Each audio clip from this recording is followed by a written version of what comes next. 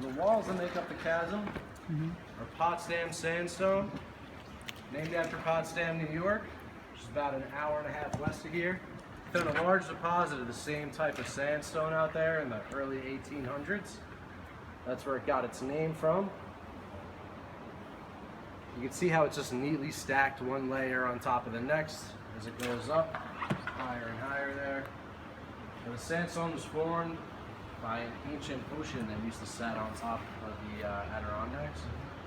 That was obviously millions of years ago. It has since dried up. But the pressure from that ocean is what caused the sandstone to get pressurized, which caused the sand at the bottom of the ocean to get formed into the sandstone. We're going to take a little bump off the front end here. We'll try and give us a little spin.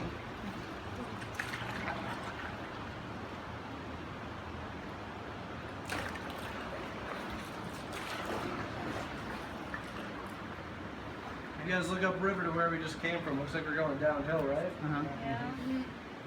So we're actually perfectly flat right now. We've dropped only about a half an inch since we left Table Rock, that start point that we were at. It's an optical illusion that is caused by the rocks, the angle that they're rising out of the water at. Makes it look as though we're going downhill, but in fact, like I said, it's pretty much perfectly flat right here. Straight ahead's a Century box. Dried up old water flow. Dried up when we put in the modern road system about 100 years ago. Look over on the left, that's the broken needle. You see that stick that's jammed in there? Me and a couple other guides went up and jammed that in there this morning just to make sure that stayed in place, kept it nice and safe for everybody. Oh, okay. No, I'm just kidding with you guys. I don't know. That's actually there just from flooding. The floodwaters get that high and stuff just gets jammed up in there. But that came to be because water seeped down into the cracks of the rock, froze in the winter, expanded, and just heaved it off to the side. So it's safe, huh? Sorry? Safe. It's safe. Oh yeah, it's perfectly safe. Oh, that's what I mean. Yeah, yeah. I thought. Fine.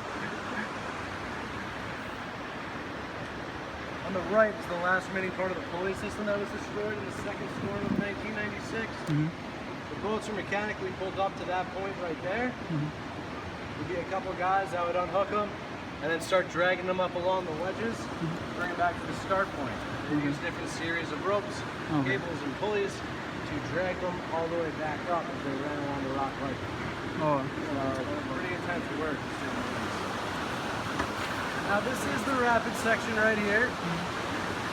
So this is where you're going to definitely want to make sure your feet are tucked under that seat. They're in the foot cups for you ladies in the front. Foot cups what you're going to use in order to stay seated in the boat. It is recommended to put any cell phones or cameras away, but it is just a recommendation. It's entirely up to you. They can get very wet, and it is a bit of a bumpy ride, so they can get jostled out of your hand as well.